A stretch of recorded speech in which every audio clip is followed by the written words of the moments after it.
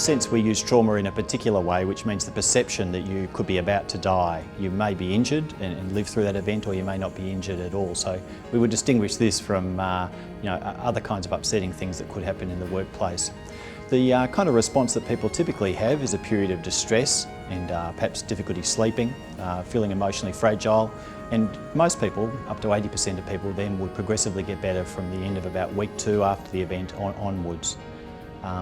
The thing that's new that we didn't know before was that around 80% of people get better on their own without any mental health intervention at all. So the challenge for us is not getting in the way of recovery during that period.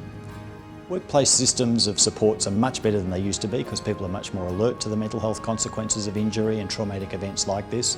One of the risks that is emerging from the evidence now is that we may be overdoing it in terms of individual or group-based trauma debriefing in the first week or few days after the traumatic event itself. So our preference now is to keep mental health professionals away from people wherever possible in the first couple of weeks, let them get better under their own steam, and then take an attitude really of watchful waiting on the part of workplace supervisors, and only really commence counselling when people aren't getting better by week 3 or week 4. I think getting people back to work more quickly than we ever would have in the past is really important.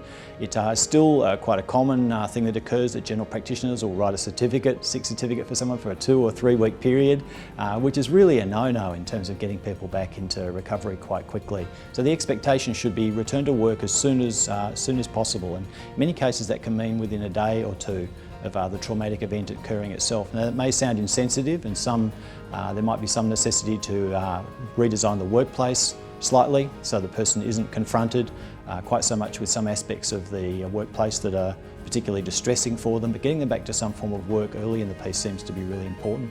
The other thing is having workplace supervisors who are really mental health savvy, who understand the principles of mental health first aid, and who can identify mental health problems and ask for help from counsellors when the person's difficulties aren't resolving on their own.